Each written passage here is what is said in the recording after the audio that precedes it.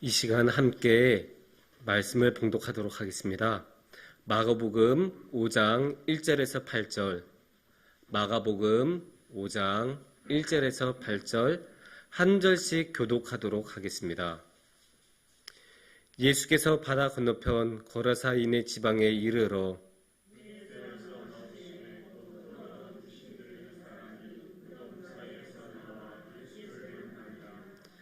그 사람은 무덤 사이에 거처하는데 이제는 아무도 그를 쇠사슬로 맬 수 없게 되었으니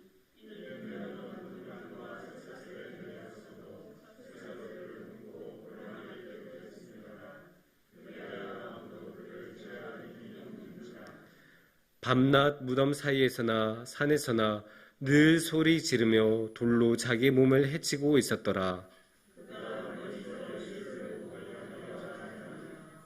큰 소리로 부르짖어 이르되 지극히 높으신 하나님의 아들 예수여, 나와 당신이 무슨 상관이 있나이까?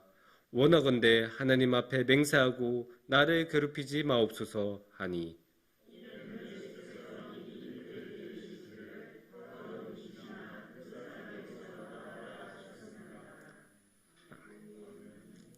아멘.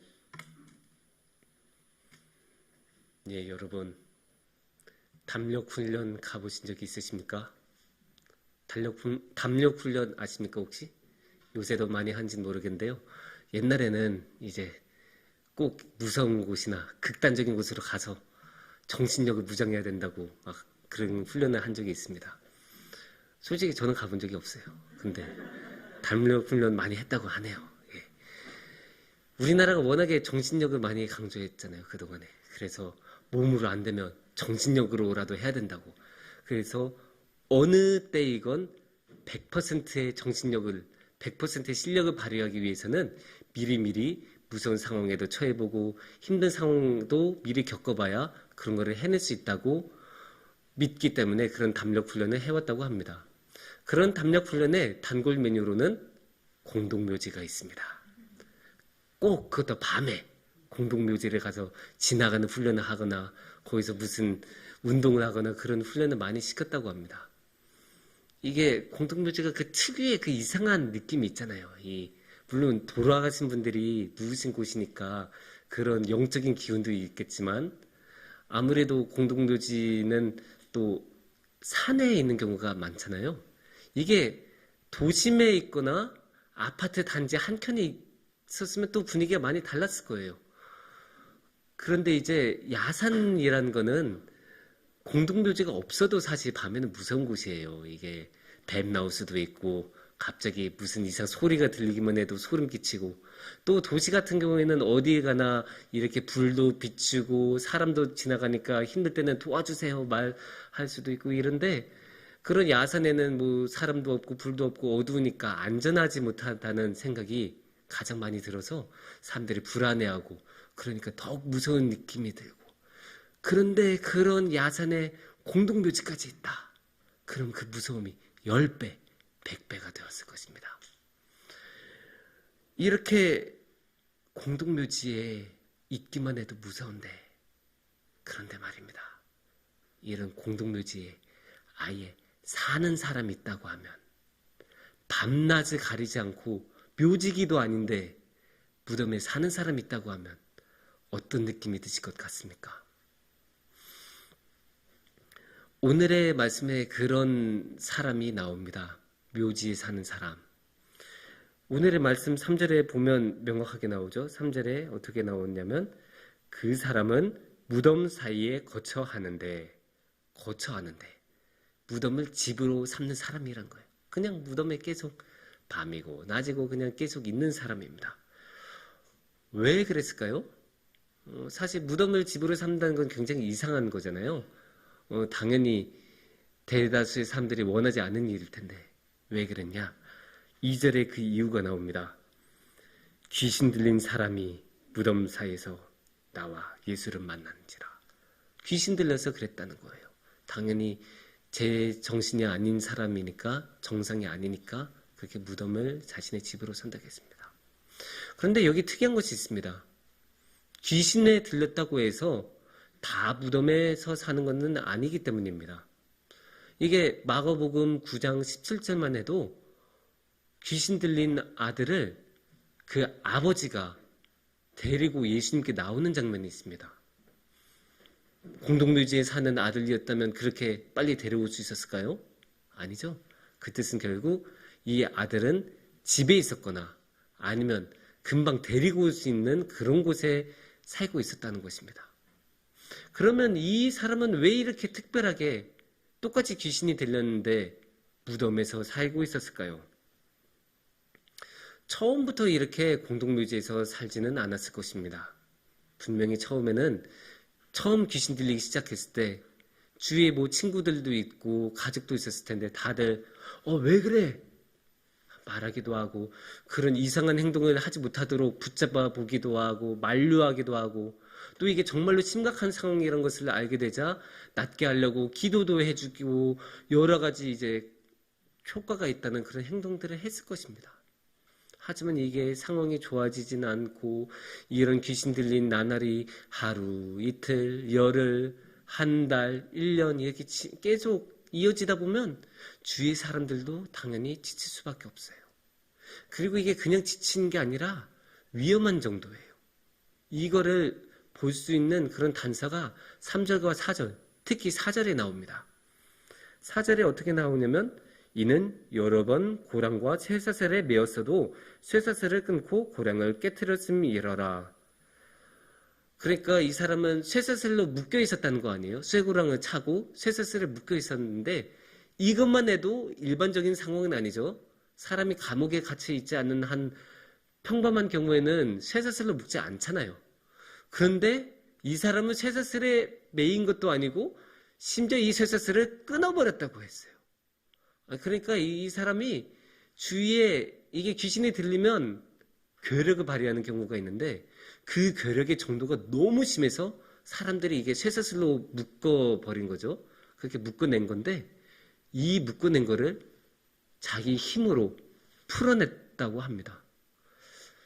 그러니까 생각해 보세요. 계속 주위 사람들 귀신 들렸으니까 자신의 의지와 상관없이 그 귀신의 의지대로 계속 때릴 수도 있고 주먹도 휘두르면 굉장히 위험했을 것 아닙니까? 사람한테 직접 주먹을 휘두르지 않더라도 갑자기 막 이런 가구를 막 들어서 던지다든지 하면 굉장히 위험할 것 아닙니까? 그러니까 사람들이 그거를 못하게 만류하고 못하게 하려고 쇠사슬까지 묶었는데 그 쇠사슬까지 끊어버릴 정도니까 이거는 더 이상 어떻게 감당할 수 있는 수준을 벗어나게 됩니다. 이게 힘이 장사라는 말로도 모자른 그런 괴력 중의 괴력이니까 이런 사람은 사실 어떻게 감당을 할 수 있겠습니까? 어떻게든 못하게 하려고 노력도 하고 하지 말라고 애원도 해봤겠지만 결국 아무것도 통하지 않고 너무나 위험한 사람이 되고 몇 명의 사람이 달라붙어도 감당할 수 없는 그런 사람이 되니까 결국 사람들은 이 귀신 들린 사람을 공동묘지로 내보내는 것으로 결단을 내린 겁니다. 이런 결심을 하기까지 가족들의 마음이 얼마나 힘들었을까요? 그럼에도 어쩔 수가 없어요. 이 가족들조차도 더 이상 감당이 안 되니까 가족들조차도 알겠습니다. 그러면 그쪽으로 모셔주세요. 이렇게 된 거예요. 그래서 이 귀신 들린 사람은 안타깝게도 자신의 가족에게도 버림을 받은 사람이 되었습니다. 이게 그럴만도 한 게 2절을 보면 이게 그냥 귀신도 아니고 더러운 귀신이 들렸다고 합니다. 그러니까 정말로 특별히 강한 귀신이 들렸다고 볼 수도 있고 그래서 사람들이 더 이상 감당을 할 수 없는 수준이 되자 너무나 그러고 싶지 않았음에도 불구하고 그 가족들조차도 버리는 그런 사람이 되었습니다. 오늘날에도 그런 사람들이 있습니다. 주위의 모든 사람들에게 버림을 받은 사람들. 중독자들 중에 그런 사람들이 굉장히 많습니다. 이게 중독이란 게 정말 완전히 그 대상에 매여서 그렇게 안 하고 싶어도 그렇게 하게 되는 그런 측면의 중독에 있거든요. 특히 우리가 가장 흔히 볼 수 있는 중독으로는 알코올 중독. 그러니까 술을 너무 많이 마시는 사람들이 있죠. 술을 너무 많이 마시면 인사불성이 되는 그런 특성이 있는데, 그런데 이 술을 절제하지 못하고 계속 그렇게 중독이 되신 분들은 정말 주위 사람들, 특히 가족들을 너무 힘들게 하는 경우가, 그런 이야기가 너무 많습니다. 도박 중독 같은 경우도 굉장히 위험합니다. 도박 중독에 대해서는 심지어 이런 이야기도 있습니다. 도박을 더 이상 안 하려고 손을 잘라도 또다시 도박판에 기웃거리게 된다는 그런 이야기조차 있습니다. 그래서 결국은 재산도 다 잃고 집도 잃고 가족마저도 이제 잃어버리는 그런 모든 것을 잃는 사람이 됩니다. 예전에 제가 노숙자들을 도와주시는 활동을 하시는 분과 이야기를 나눌 기회가 있었습니다. 그분이 들려주신 이야기인데요. 여러 노숙하신 분들을 만나고 도와주시면서 이렇게 보니까 노숙을 시작하게 되는 계기는 참으로 다양하다고 합니다. 하지만 한번 노숙하게 되면 다시 되돌아가는 건 굉장히 어렵다고 합니다. 특히 3개월 노숙 생활을 하면 되돌아가는 건 거의 불가능에 가깝다고 합니다. 그런데 이렇게 노숙을 하게 되냐 아니냐의 그 갈림길에 섰을 때 다시 일어나는 사람들은 거의 공통적인 이유가 있었다고 합니다.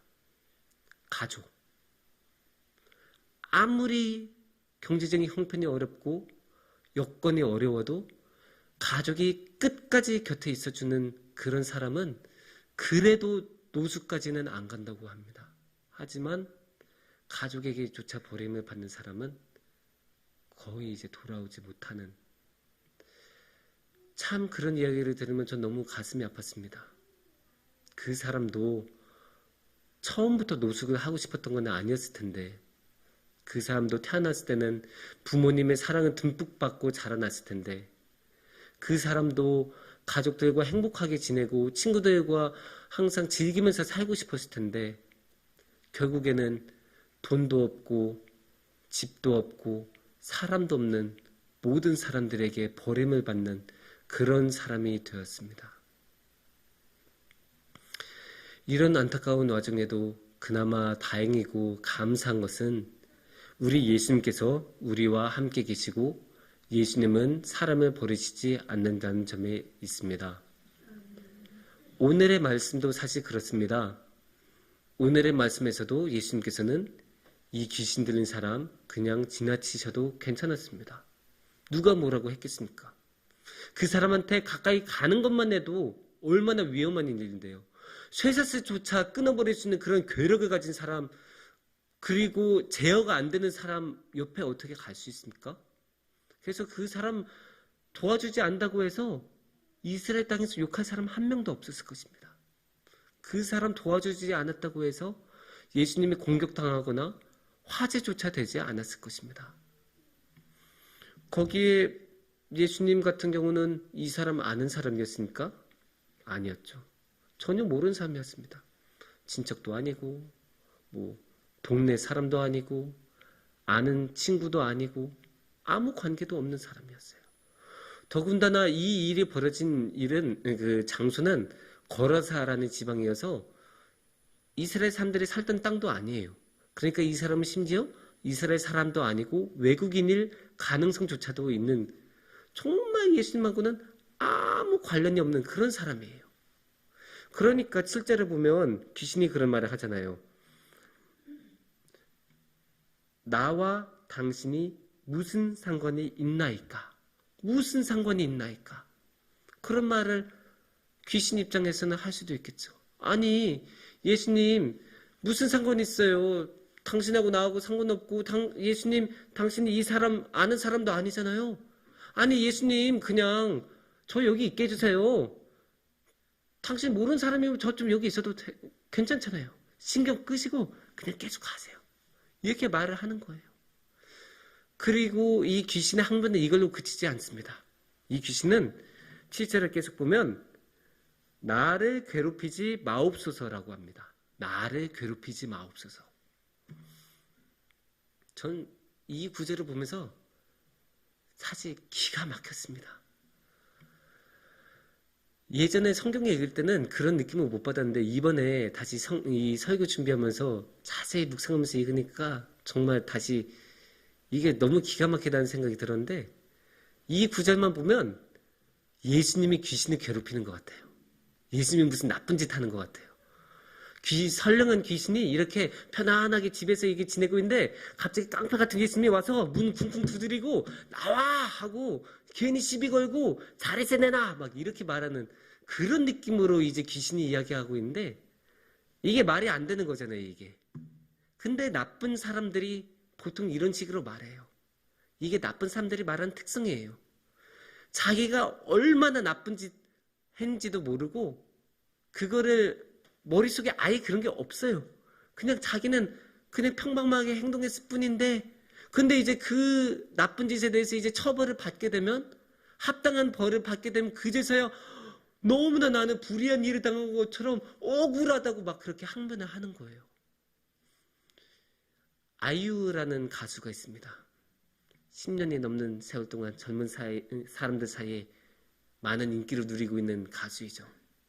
이렇게 인기가 많다 보니까 악플에도 많이 시달렸습니다. 그래서 너무 악플에 많이 이렇게 시달리니까 그 소속사가 이 가수를 지켜주려고 고소를 이제 하기 시작했다고 했습니다. 그래서 이제 그 악플 달린 사람들 다 찾아내서 고소장을 날리니까 그제서야 그동안 실컷 악플을 날리던 그 악플러들이 깨갱하고 우는 소리를 이제 하는 거예요. 아유, 한 번만 선처해주세요. 한 번만 선처해주세요. 뭐, 거기까지는 괜찮아요. 그럴 수 있어요. 그, 선처를 받고 싶어 할 수는 있으니까요. 근데, 심지어 이런 말을 하는 사람도 있었다고 합니다. 아이유 가수님, 제가 이렇게 고소받은 것 때문에 이혼을 한 위기에 처했습니다. 이혼 당하지 좀 않게 저 좀 선처 좀 해주세요. 이 말을 듣고 아이유는 굉장히 혼란에 빠졌다고 했습니다. 나 때문에 이혼을 당한다고? 지금 내가 뭔가 잘못한 건가? 그런데 이 나쁜 짓을 하는 사람들은 평소에 이렇게 해요. 자기가 그 사람한테 얼마나 나쁜 짓을 했는지는 생각조차도 하지 않고 자기가 당하는 것만 생각해요. 이 귀신도 다르지 않죠. 이 귀신 때문에 지금 이 귀신 들린 사람이 얼마나 고통을 당했는지 이 귀신은 아무런 생각도 없어요. 이 귀신 때문에 이 귀신 들린 사람은 정상적인 생활도 못하고 자신의 모든 친구들과 가족들과 모든 주위 사람들에게 버려지고 또 심지어 여기 5절을 보면 돌로 자기의 몸을 해치고 있었더라. 심지어 자기 몸에 해치기까지 했으면서 이렇게 나쁜 짓을 했으면서도 이 귀신들은 반성한 기미가 전혀 없어요. 심지어 뭐라고 하냐면 7절에서 하나님 앞에 맹세하고 나를 괴롭히지 마옵소서 이렇게까지 말해요. 정말 이거는 너무너무 어이가 없는 말로 저는 느껴지는 게 아니 이 귀신 같은 게 만유의 주인이신 예수님한테 말을 거는 것조차도 무례한 일인데 이 예수님하고 맘먹으려고 하고 막 협상을 걸어요. 물론 이게 이 귀신이 예수님하고 동등한 뭐 그런 지위에 있거나 힘이 비슷하거나 그런 거는 당연히 전혀 아닙니다. 빈 깡통이 요란하다 이런 말 있지 않습니까? 저도 이게 산책하러 가끔 나가면 그런 경우 많이 봐요. 이 크고 듬직한 멍멍이들은 그냥 조용히 걷습니다. 그런데 제 정강이의 반 정도 올까 말까 한 그런 조그만 멍멍이들 그렇게 짖어요. 조그만 무슨 일이 있어. 다른 멍멍이가 나와. 꼭 그래요. 예수님도 그런 거를 너무나 잘 알고 계셨습니다. 그러니까 예수님께서도 이 귀신의 협상을 거절조차 하지 않으세요. 대꾸조차 할 필요가 없다는 거 예수님이 너무나 잘 알고 계셨습니다. 그래서 8절을 보면 예수님께서는 그냥 더러운 귀신아 그 사람에게서 나오라 라고 말씀하십니다. 됐어. 그냥 나와. 이 한마디로 그냥 결정을 지어버리십니다. 이걸로 모든 상황이 그냥 끝나는 거예요. 참으로 감사합니다. 이렇게 예수님께서는 더러운 귀신에 붙잡혀서 고통당하는 사람을 해방시켜 주셨습니다. 어느 누구도 감당을 할 수가 없었던 사람인데, 어느 누구도 도와줄 수 없었던 사람인데, 그래서 모든 사람에게 버림을 받았던 사람인데, 예수님만큼은 그 사람을 버리지 않으시고, 예수님만큼은 지나치시지 않으시고, 예수님만큼은 그 사람한테 다가가서 그 사람을 도와주시고 그 사람을 해방시켜 주셨습니다. 근데 여기서 예수님의 마음을 볼 수 있는 구절이 있어요. 오늘의 본문에는 안 나오는데 19절에 이런 말씀이 나옵니다.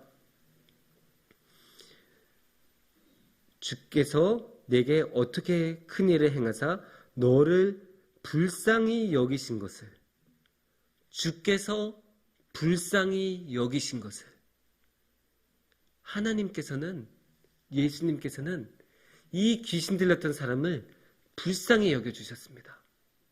아니 그냥 눈앞에 귀신이 있으니까 의무적으로 아이고 아픈 사람이 있으니까 고쳐야겠다, 그런 의무적인 직업윤리적인 그런 행동도 아니고, 그냥 저 귀신이 너무너무 싫어서 그냥 귀신을 내쫓으라고 했던 것도 아니고, 불쌍해서 마음이 움직인 거예요.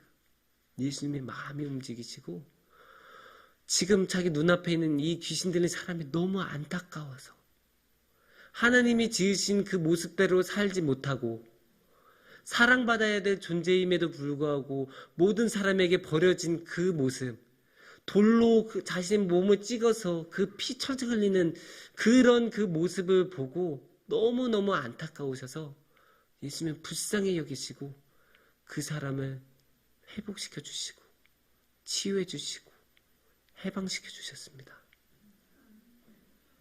근데 여기서 특이한 게 예수님께서는 이 귀신 들린 사람이 노예짐을 받은 다음에 따라오라는 말씀을 하시지 않습니다.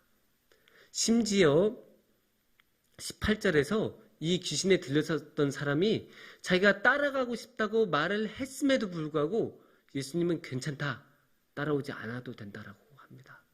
그 대신에 주님께서 너를 불쌍히 여기시고 큰일 행하신 것을 네 가족에게 돌아가서 이야기해라. 이게 뭡니까? 결국 가족까지 회복시켜 주신 거잖아요. 그렇게 오랜 세월 동안 홀로 살았던 이 귀신 들렸던 사람을 다시 가족의 품으로 돌려보내 주셔서 그 사회적인 관계까지 회복시켜 주시는 그런 모습을 볼 수 있습니다. 그래서 예수님께서는 단순히 귀신을 내쫓으신 것이 아니라 이 사람의 전인적인 차원, 모든 면에서 이 사람을 고쳐주시고 다시 새로운 사람으로 이끌어주시고 도와주셨습니다. 예수님께서는 오늘날의 우리도 사랑하십니다. 우리 곁에 어느 누구 하나 사실 예수님한테 직접적인 관계가 있다고 말하기 어려운 사람인데도 예수님께서는 우리를 버리지 않으시고 우리가 어떤 상황에 있던, 우리가 아무리 힘든 상황에 있던, 모든 사람이 우리 주위에서 떠났건 간에 항상 우리 곁에 계셔서 우리를 붙들어 주시고 우리를 지켜주시고 우리를 도와주십니다. 예수님께서는 그 크신 사랑으로 우리를 언제나 그 뜨거운 마음으로 바라봐 주시고 절대 버리시지 않습니다. 여기서 우리는 주님의 그 크신 사랑을 볼 수 있습니다. 그래서 우리가 이 주님의 사랑을 믿고 주님께 나아갈 때 우리의 삶은 주님의 그 무조건적인 사랑으로 충만해질 것입니다. 기도하겠습니다.